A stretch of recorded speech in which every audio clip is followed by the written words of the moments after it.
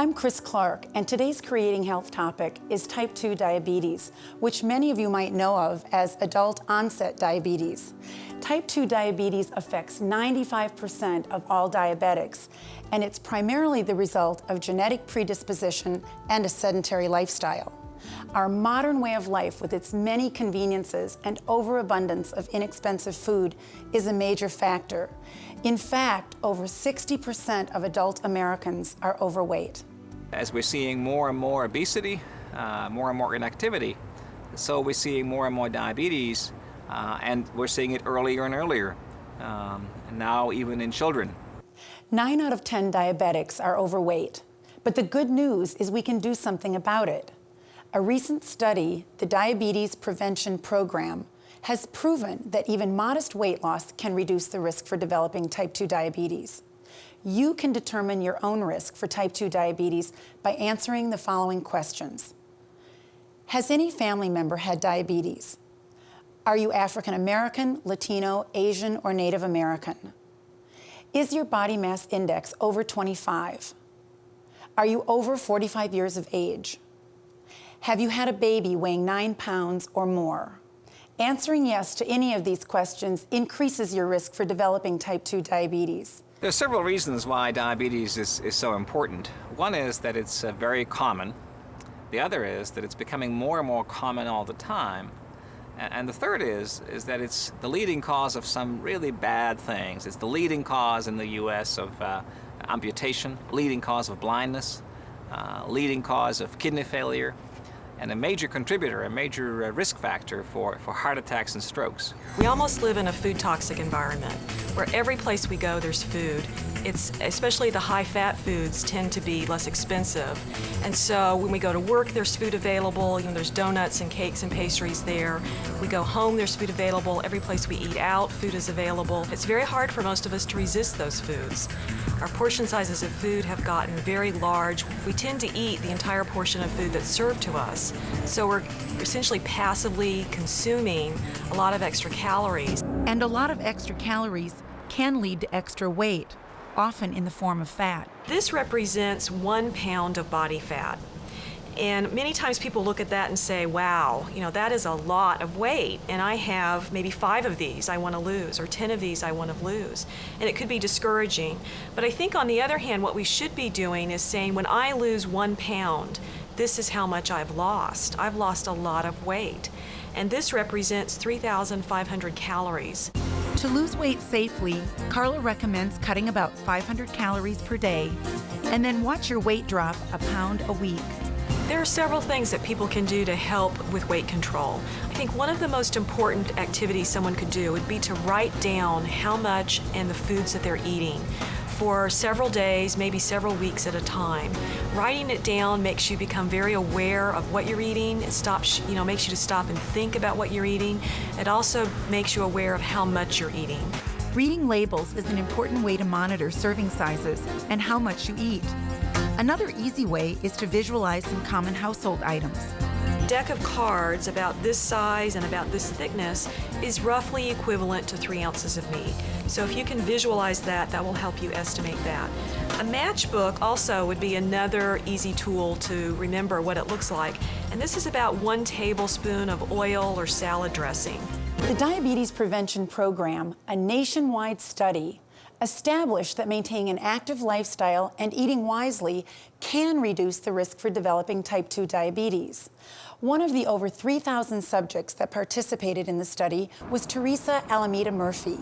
Being Hispanic and facing a growing weight problem, Teresa knew she was at high risk for developing type 2 diabetes. I had put myself in that situation over my lifetime. I'm 40 plus.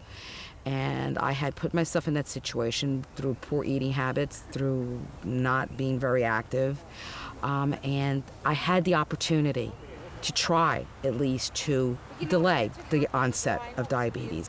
Once enrolled in the study, Teresa was asked to participate in the intensive lifestyle group. The lifestyle change was 30 minutes of exercise a day, which could simply be walking, in addition to what they usually do. So in most cases, it was something extra. I was not physically able to do that in the very beginning. But Teresa was able to begin with smaller steps, and she found innovative ways to bring exercise into her life. I incorporated this into my life, the way you brush your teeth, the way you comb your hair, the way you take care of your personal hygiene. I made this a priority. I started to find a parking place that was further away, walk a little further in the parking lot. Did not take escalators or elevators in the stores, walked upstairs. What I tried to get across to people is if they can make small changes over time, in a year from now, or 2 years from now, or 3 years from now, they will have made really large changes. Eventually, Teresa was able to do more, increasing her level of exercise. And she found a new passion in life, jazzercise.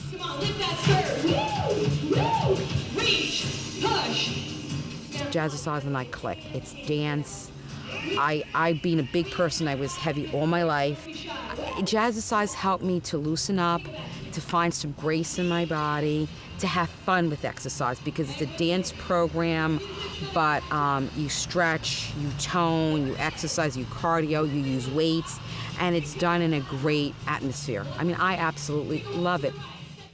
To be successful and lose over 50 pounds in 1 year, Teresa did more than just exercise and walk. She educated herself about food, dieting, and discipline. Modifying my eating behavior has helped. Learning how to read labels, watching my fat and carbohydrate intake. What I usually recommend for people is that they have about 45% of their calories from carbohydrate and about 35% of the calories from fat. I've learned probably more about food than I want to know, but you know what? It has helped. You know, it helps me in better food preparation. I have incorporated a lot of fruits and vegetables into my diet, which I didn't have before. More grains in my breads instead of white bread. Today, Teresa feels better than ever. She's still setting goals and patiently achieving them. I have not eaten healthy at times. You know, I'm not a saint, but you pick yourself up. It's okay to make a mistake. Pick yourself up and continue forward, because eventually those steps backwards will become less and the steps forward will become more. This is a process. It's not going to happen overnight, but you need to start the process somewhere, because if you don't, the other process that you're facing if you have impaired glucose tolerance is becoming a diabetic down the line. Although the diabetes prevention program showed remarkable results, new government findings have doubled the recommended daily exercise requirement from 30 minutes to 60 minutes. And remember, the most effective exercise program is one that you can be consistent with. Penn State's Jackie Gardner has studied the effects of exercise for over 20 years. She wants you to know that there is a direct relationship between being obese and the risk of developing type 2 diabetes. There's a term called diabesity, and that relates to the number of persons diagnosed with type 2 diabetes who are obese, and that number is roughly 9 out of every 10 persons diagnosed with diabetes is obese. Obesity in the diabetic population is particularly centralized in the abdominal area, where we call it central adiposity, central obesity, or abdominal obesity. And that particular site of obesity or fat accumulation is highly associated with insulin resistance. The number one reason in this country for people not to exercise is lack of time. So we don't find it convenient. We make excuses not to exercise. So it needs to be a scheduled appointment. It needs to be a commitment that you make to yourself, to your family, on a daily basis in order for it to be most effective. And the bottom line is you just need to burn calories. You need to start moving more, looking for opportunities to use the stairs rather than the elevator or the escalator, perhaps park your car at the end of the parking lot, taking a walk with your child in the afternoon, taking the dog for a walk. Exercise helps to both lose the weight as well as maintain that weight loss over the long haul. Another place people can make a lot of healthy behavior changes with food is what they choose when they're eating in restaurants, or especially in fast food restaurants. We have 2 plates of food here, Jody. Tell me, should we give it all up? I don't think that's necessary. I think if we look at the difference between these two plates, this is a plate that we may have ordered 20 years ago. It's got a small beverage, a small fry, and a single burger. This is a supersized meal that has almost 1,500 calories. So should we give up the fries? Would that be the best strategy? I don't think so. Giving up foods I don't think is a good strategy, but we could certainly order a smaller portion or share it with a friend. What about the beverages? The beverage is really key. If we could change this beverage to a diet soda, water, or skim milk, we could save ourselves almost 500 calories. And maybe even get some vitamins and minerals in. Exactly. Outdoor enthusiast and dog trainer Craig Boren lives on the slopes of Mount Nittany with his wife, Nanette. Their simple and rustic home life has always demanded an active lifestyle.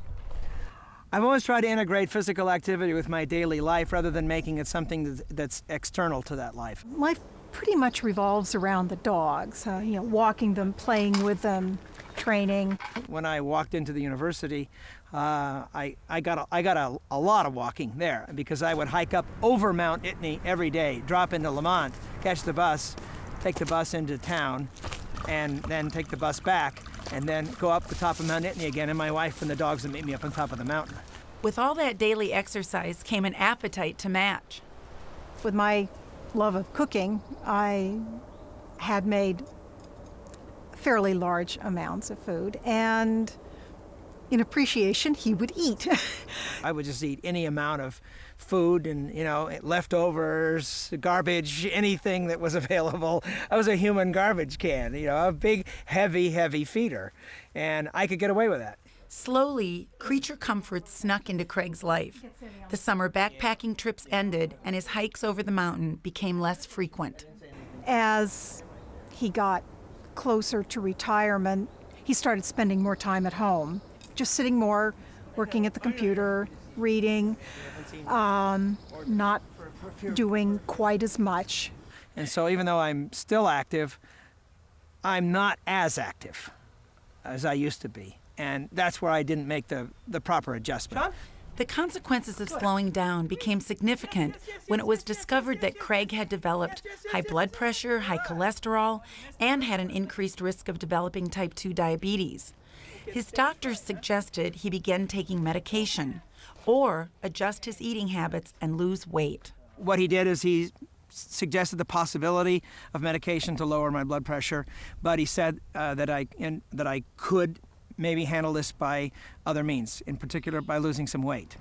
He also told me that I could get an appointment with a dietitian, and so that's what I did. Probably my favorite recollection was at first I don't think Nanette was too happy with me that a lot of her recipes used butter, used Crisco, used partially hydrogenated fats, and I really don't think at first there was a great excitement to change all those recipes. She was the one who was more concerned at first because she thought, oh my God, how am I going to make this and how am I going to make that if I can't use this or if I can't use that? And she seems to have adapted quite well. We have over the years eaten lots of cheese, and we both love cheese. And that was something Lynn said, you've got to cut down the amount of cheese that you eat. So I have bought more low-fat cheeses, and some of them are not bad at all. Of course, my wife changed the diet. We ate a lot of beans and lots of nuts, and we always ate a lot of vegetables, so we've just eaten more vegetables. Most of it is just making smaller portions and taking one instead of two of everything. No seconds. And being really more observant, more careful, more restrained, not just constantly dipping into something, not, one cookie, not a bag of cookies. Small changes carried over a long period can create remarkable results. With minimal effort or suffering, Craig was able to achieve his goals. In the last 6 months or thereabouts, I've lost about 12 pounds. My blood pressure has dropped considerably. My cholesterol levels are now below what the limit is supposed to be, the recommended levels. In a way, you hate to see the enthusiastic eating go, but at this point, neither of us can really afford it. I see lots of people after they retire, They've had very active, busy lifestyles, and they've decided that when they retire, I'm just going to kick back and relax. And they kick back and relax right into high lipids, high blood pressure, and high blood sugars. I definitely like to eat, and but I just can't anymore. And so that's all right. You know, you adjust. There's lots of things I can't do that I did when I was 20, but you just have to reconcile yourself with it and adapt to it. Typical meals may look like this. Certainly nutritious, but we've got some tips to help you make them better. Jody, explain this plate versus this plate. Sure. This plate of food is not very balanced. It has a very large serving of pasta, the sauce and the meat, with the bread and the butter. By exchanging some of the pasta for some vegetables and using olive oil for your bread, adding a salad and using some olive oil, you can improve the meal by decreasing the calories, increasing the fiber, and making it just more heart healthy. Now, you're saying that pasta is an okay dinner? Absolutely, it's very nutritious. It's just the portion size and adding more vegetables. Definitely. Unlike the other people we've met, Alan Johnson has type 2 diabetes. So to control his blood sugar levels, he does more than watch his diet and exercise. He takes insulin. I check it every morning when I get up, and take my insulin, and I'm fine with it, and I try to watch my starches. Well, he's an excellent patient. First of all, he's quite knowledgeable. He's attentive to instruction, and he follows through on his instruction, and is as compliant as can be with his medications as well as his dietary instructions. You watch your weight and watch your diet. You can really control diabetes if you do the right thing. Give me some strawberries. I like to try to eat healthy. A lot of vegetables and fruits and stuff. I try to watch my fat and try not to eat a lot of fried food. And I try not to eat a lot of bread and rice and potatoes and stuff like that. He does very good, but the meals, he, substitute salt for maybe different seasonings that you can use, and it makes the food taste pretty good. He tries to comply with what they are asking him to do, and he's motivated. He just continues to go on and do it. If you want to live, you have to change your way of doing things. So sometimes you have to change your way of eating, change your way of cooking. And if that's what it takes to live, that's what I try to do. As a deacon, Alan has a strong connection to his church. There, he combines devotion to his community with a love of cooking when he cooks for the city's homeless. We usually cook up for from 200 to 300 people for the homeless. And we do that once a month. That's something I enjoy doing. Not only does he help us in the kitchen, prepare the meals, but when we have a roofing problem, he's able to come and fix the roof. Not only our roof, but all of the parishioners who seek his help. So he's really a vital person here at our church. An improved sense of well-being, a need to accomplish something on a daily basis is very important for their overall outlook and for actually compliance. They feel a need to be compliant so that they can maintain an active schedule and a productive schedule. He enjoys people. He likes to help people. So I think that's what's keeping him motivated and keeping him here. Next, we're going to talk about another meal that might be traditional in your home. Jody, can you give us some tips about these meals? This meal has fried chicken, your mashed potatoes with gravy, and your corn with butter. By switching over to a baked piece of chicken, some non-starchy vegetables like the asparagus and the carrots, as well as the baked potato, we're lowering the calories and improving the quality of the meal. So a baked potato is lower in calories than mashed potatoes? It's not necessarily lower in calories, Chris, but it's higher in fiber. And by using the light sour cream, we are substituting that for the high-calorie gravy. So we really are getting almost more food with this plate, but substantially fewer calories. Gestational diabetes and polycystic ovary syndrome can help doctors identify women who are at risk for developing type 2 diabetes. Cindy Nucciaroni is someone who has experienced both. Okay. At the time that I was diagnosed with polycystic ovarian syndrome, Grace was 2.5. My husband and I had thought about having a second child. I was told, after learning about this disease and everything that goes along with it, that I would not ever be able to have any more children. What happens with women is that they want to get pregnant, but they have irregular menstrual cycles, so they're not ovulating properly, so they can't get pregnant. So they go to their doctor and they're diagnosed with polycystic ovary disease, which is caused by or influenced by these high insulin levels. So when we treat the underlying problem, the high insulin levels, drop those levels down, the person begins menstruating regularly and can get pregnant. What my original doctors didn't recognize at that time was the correlation between polycystic ovarian syndrome and insulin resistance, which goes with diabetes. A lot of that condition occurs because of the obesity, which causes this insulin resistance, and many of those women have the cardiovascular risk factors. They may or may not have diabetes, but diabetes is fairly frequent. So Cindy was prescribed a diet that was low in carbohydrate. The result, a lower blood sugar that put less stress on her pancreas. It's amazing just changing what you eat, what it can do. My energy went up, I was depressed, my depression went away. It was like I had come out of a cloud. It was just so wonderful. I had all this energy. I was told I needed to exercise. I couldn't exercise because I was just so blah, but when I started changing my diet, poof, I started exercising. It was great. I had the energy to do it.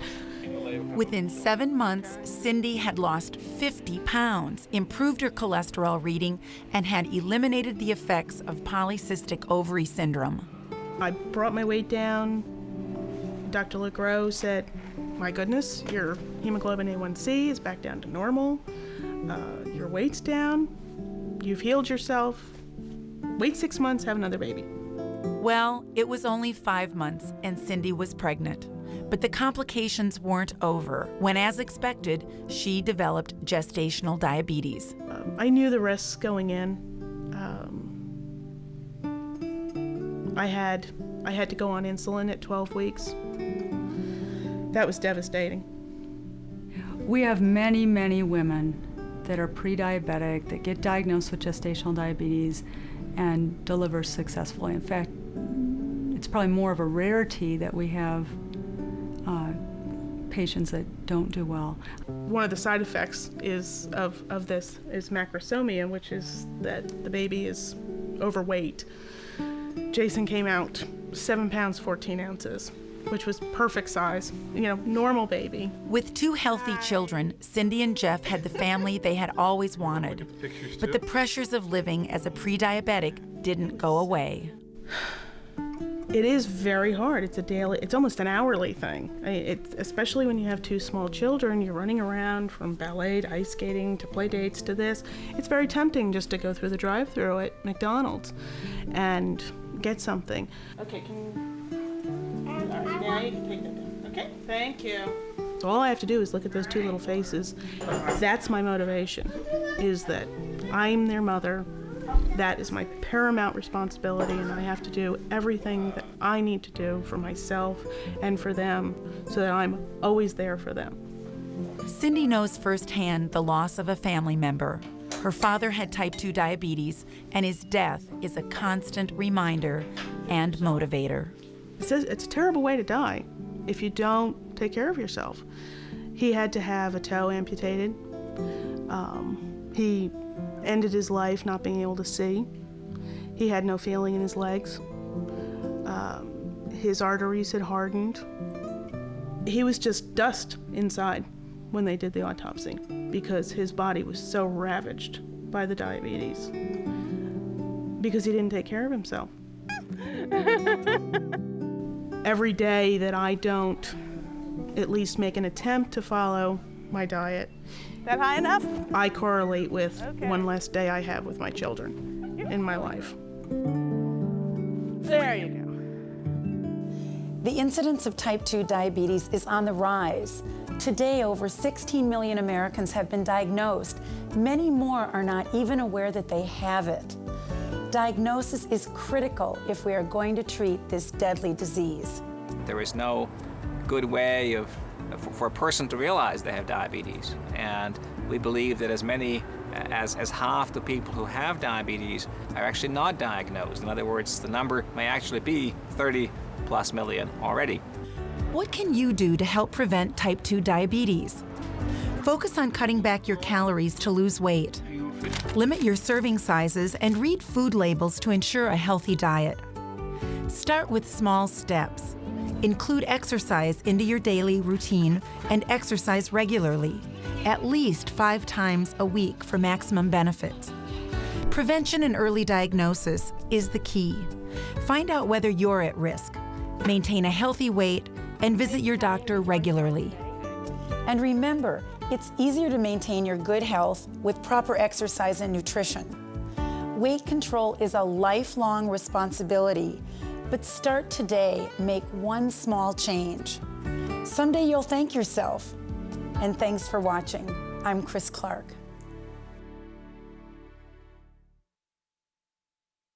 To take that first step in prevention, contact your local cooperative extension office and ask for your Wellness Roadmap. This brochure will help you examine your family health history, determine your risk of diabetes, and help you take important steps to protect your health. You can join a Penn State study to help people with type 2 diabetes if you meet the following criteria. Are you 45 years of age or older? Do you have type 2 diabetes? Do you live with a spouse or a partner? Call 1-800-406-0556 to see if you qualify and help a neighbor today.